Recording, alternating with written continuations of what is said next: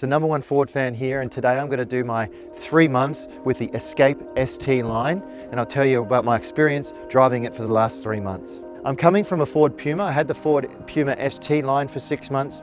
If you haven't seen my 6 months with the Ford Puma ST line video, it'll pop up here, you can check that out. When you've got the ST line, you get the black grille, and you can see that it's got the painted body kit along the front here.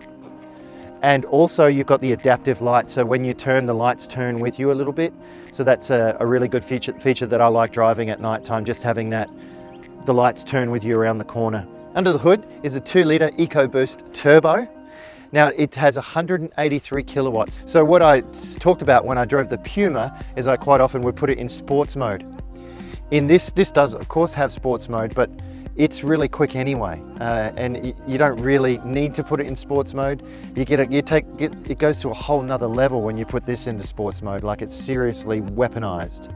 So one thing you'll notice with this as well is you get a bit of torque steering, but the steering is very responsive in this car. When you first start driving it, you're probably gonna be a little bit jerky with it because it's such a sporty steering system that's on it, and that's not in the sports mode. Fuel consumption wise, it says here 8.6 litres per 100 kilometres, that's your combined. Now, it's weird that the company has actually overshot how much it is, because I drove it and I get 7.6, and that's in my 3 months in my average, and I actually step on it a bit. So, and then I've watched other reviews and they've got down to 7.4.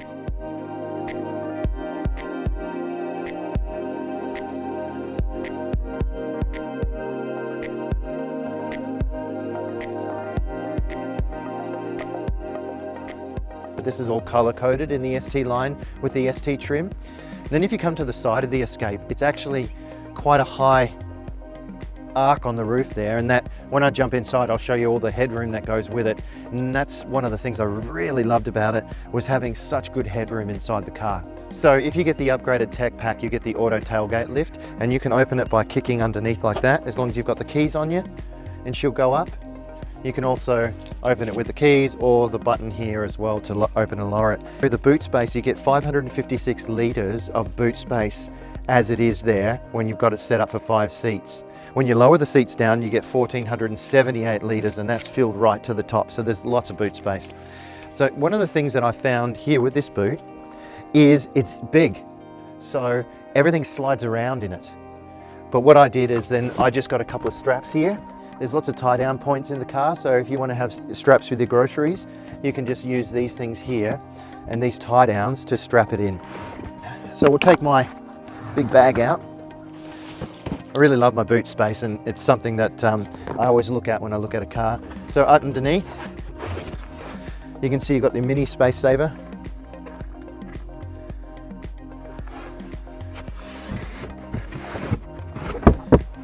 Click there. They'll flip down. There you go. So now you can see that's with a 1,478 litres up to the roof of storage space. Pretty handy. And obviously got the privacy screen there. So this whole back end works really well for me. You know, it's just nice space. Lots of the tie down hooks again, as I said, so I can tie down the stuff. Well, gears back in, so keys in pocket, so then I can just kick, and that should go down. I think it's worthwhile to upgrade to the tech pack just for the tailgate lift, because I love it.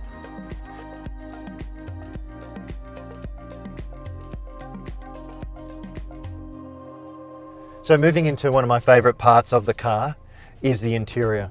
And partly because I'm 6 foot and I don't like being cramped in a car, this gives you a lot of space. As I mentioned outside, you can see that there's a good distance between my head and the roof, a good distance, so that's why it's so high, and it's going to be even more comfortable for the passengers in the back.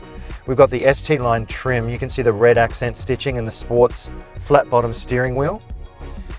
You've got the 8-inch display there, and also the 12.3-inch cluster here.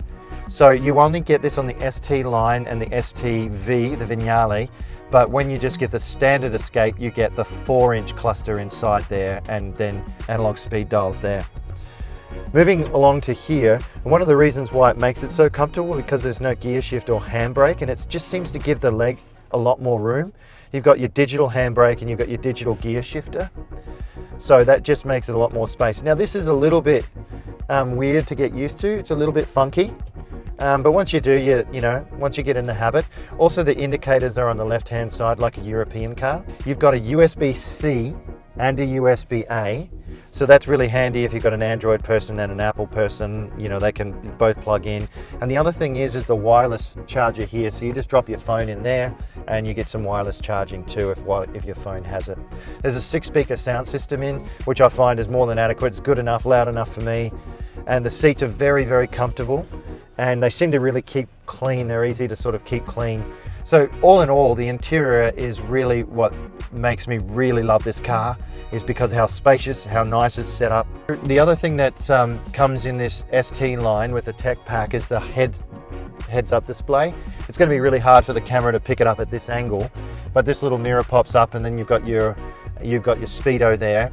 It can actually has your speed sign recognition as well, pops up. So if you're in the 80 zone, there'll be an 80 there. And when you go above 80 and it's 80, your speed will turn red, which is really handy. You look up, you go, I'm in the red, you know that you're over the speed limit. Also, when you set your cruise control, that goes green, so you know what your cruise set speed is. So let's say you've stopped somewhere and you need to just resume to the speed you've already set. You push your resume button and you know that, the speed limit was 80, but it's crossed out. Then you just hit your resume and boom, you'll get back up to that speed. That head-up display, again, it takes time to train yourself to use it, but when you do start looking at that more than anything, it's a much safer drive and it is just really nice to use, and it works in the brightest of bright suns, and of course at night time it looks wicked. This is why I think you would consider this over a Puma, is because the leg room back here. So again, 6'1", fairly long legs. The seat is pushed back as far as it can possibly go, and that's comfortable. So then you can move these seats forward to create some more room at the back. There's also USB-C and a USB-A back here for charging as well. As always, again, thank you very much to Stillwell Ford and Unley. If you want to have a look at one of these cars, or even this one here, because I've got to give it back after my 3 months, I'm a bit sad. Go and see them. They'll be happy to give you a test drive. And if you want to have a look at it, or look at the Puma, or look at any other Fords, go and see the guys down at Stillwell Ford and Unley. I'm the #1 Ford fan. Thanks for watching.